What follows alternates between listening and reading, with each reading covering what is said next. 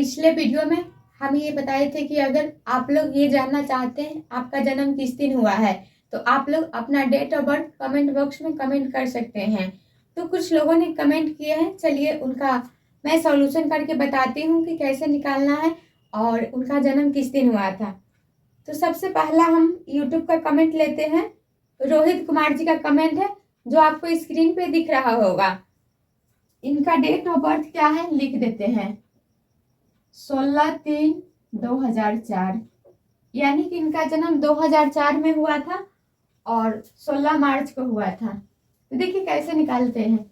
जो यहाँ पे साल दिया रहेगा इसे एक साल पीछे जाना है, यानी कि 2003। 2003 को हम क्या लिख सकते हैं, 2000 + 3। अब जो यहाँ पे 2000 है इसमें ओड डेज कितना होता है, 0 और 3 का 3, यानी कि 3 आ गया। तो इसके लिए यहाँ पे +3 हो गया। अब देखिए इसके लिए हम 0 कैसे लिखे हैं।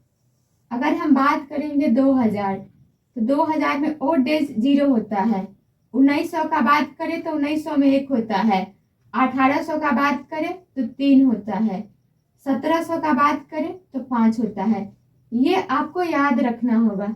ये निकालना कैसे होता है, देखिए अब महीना का निकाल के आपको बताते हैं। जैसे जनवरी है तो जनवरी 31 दिन का होता है। अगर बात करेंगे इसमें ओड डेज कितना है तो 3 होता है। कैसे होता है, 7 से हम भाग दे देते हैं। 7 से हम क्यों भाग देते हैं, क्योंकि जैसे मान लीजिए कि आज संडे है तो अगले 7 जोड़ेंगे तो क्या आएगा, संडे आएगा। यानी कि 7 के बाद में वही दिन रिपीट होता है, इसीलिए हम 7 से भाग दे देते हैं। तो यहाँ पे क्या हो जाएगा, 7 चौका 28 और 3 यहाँ पे शेष बच जाएगा, इसीलिए डायरेक्ट हम 3 लिखते हैं, 31 ना लिख के। जैसे आपको आज से 31 दिन आगे जाना है, 31 दिन आगे,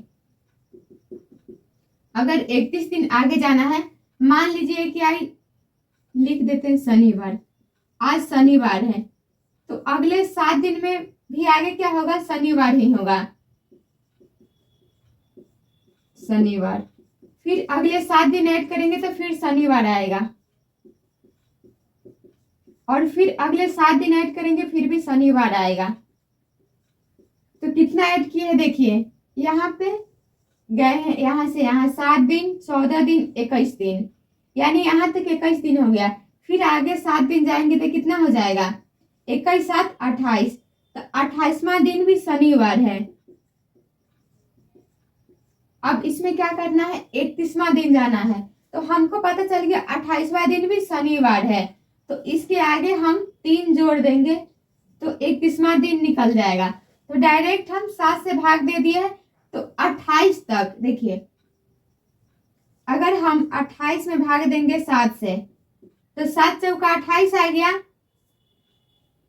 7 चौका 28, यहाँ पे शेष 0 आया, यानी 0 का कोई वैल्यू नहीं है, यानी दिन वही रहेगा, इसीलिए हम 7 से भाग दे देते हैं। इसी तरह सब महीना का निकालेंगे, 12 महीना का निकालेंगे, फिर 1 साल का निकालेंगे, इसी तरह निकालेंगे तो 2000 का 0 आएगा, 1900 में 1 आएगा ओड डेज, 1800 में 3 आएगा। इसीलिए कह रहे हैं कि डायरेक्ट आप लोग ये याद रख लीजिए, याद करना आसान है।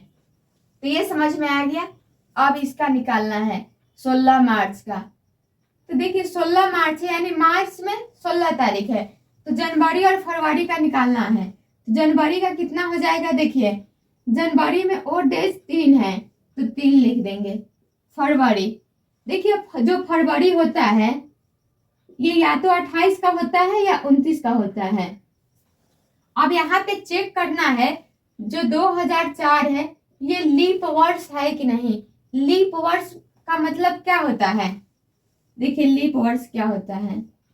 लीप वर्ष जो होता है लास्ट का 2 संख्या 4 से पूरा पूरा कट जाता है, पूरा पूरा भाग लग जाता है, यानी कि 0 और 4 है, 4 से पूरा पूरा कट गया, यानी कि ये लीप वर्ष हो गया।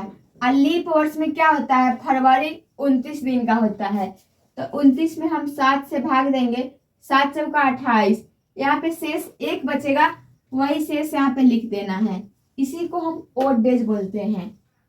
3 और 1 4, प्लस नहीं करना है, ये वाला प्लस बाद में कर देंगे। 3 और 1 कितना हो गया 4। ये जनवरी का है, ये फरवरी का है, और मार्च में 16 तारीख तक जाना है, तो मार्च का 16 दिन ऐड कर देंगे, तो 16 और 1 17 और 3 20। अब यहाँ पे 20 आया तो 7 से भाग दे देंगे, तो 7 से 7 दूना 14, यहाँ पे शेष 6 बचेगा, ये 6 इसमें जोड़ देना है, तो 6 और 3 कितना हो गया 9। देखिए यहाँ पे 9 आ गया तो कौन सा दिन होगा, अगर यहाँ पे 0 आता, चलिए यहाँ पे लिख देते हैं, अगर 0 आएगा तो ये संडे हो जाता है, संडे से स्टार्ट होता है 0 1 2 3 4 5 ऐसे। अगर 1 आएगा तो मंडे होगा, 2 आएगा तो क्या हो जाएगा ट्यूसडे, यानी कि मंगलवार। ये जिनका भी था, इनका जन्म किस दिन हुआ था, मंगलवार को, ट्यूसडे को। आई होप कि आपको समझ में आ गया होगा। ये रोहित जी का क्वेश्चन था, आपको समझ में ये आ गया होगा।